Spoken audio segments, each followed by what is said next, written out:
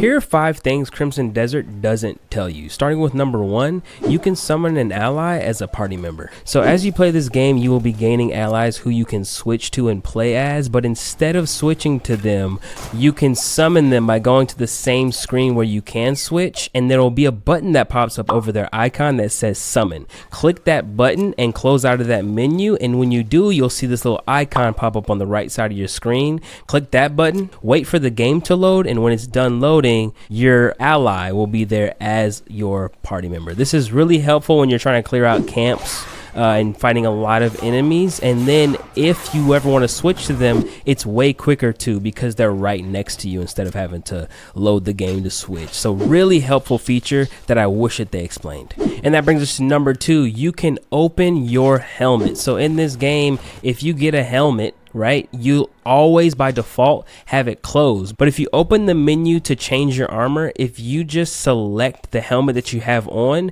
Cliff will open the helmet, or he'll close it if you select it again. Really cool feature that they don't explain at all. The same can be said for hoods. So if you have a hooded cloak on, you can take it on and off by doing the same thing. Open the armor menu, select the hood that you have equipped, and Cliff will either put it on or take it off. Really dope feature. And that brings us to number 3, you can use your sword to cook. So if you're ever out and about and you don't want to go back to a fire or a pot to cook, just open your inventory and drop whatever amount of ingredients you want to cook. You can even drop a whole stack if you want. It'll cook an entire stack. Go ahead and put it on the ground by discarding it, and then hold L1 and R1 on PS5 and re-tap L1. And what that'll do is that'll trigger your sword to burn whatever you aim at. Aim at whatever you put on the ground, give it a few seconds, and it will cook the food on the ground. This is super helpful, a trick that I always use because you're constantly exploring, and there's times where you just don't want to go back to a fire, right, to cook anything. So very, very helpful tip that I wish they explained.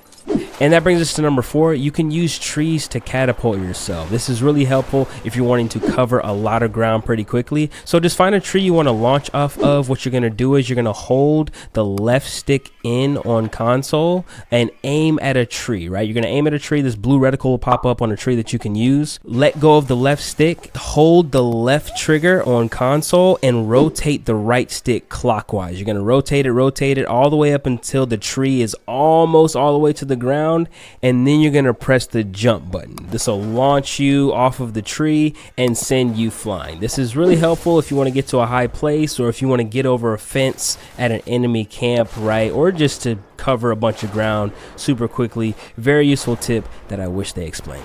And the 5th and final thing that Crimson Desert doesn't tell you is what the yellow bar means. So if you look in the bottom left of your screen, you're going to see a yellow bar next to the minimap on the left side of the minimap that fills up over time. So what that yellow bar is, it is basically an XP meter for Cliff. So when you're out fighting or you're out doing quests and things like that, it's going to slowly fill up, and when it fills all the way up, you're gonna get an abyss artifact that you can use to gain new abilities. I don't know why they never explained this. It is super helpful, and if you wanted to, you can just farm a bunch of enemies and get a bunch of abyss artifacts just by fighting them. So make sure you're paying attention to that yellow bar on the left side of the minimap. Super useful, and I don't know why they never explained it to you.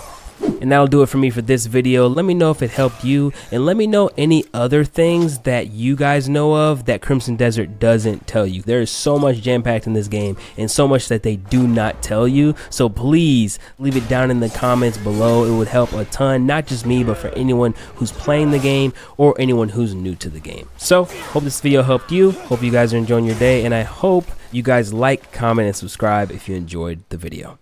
Thanks for watching.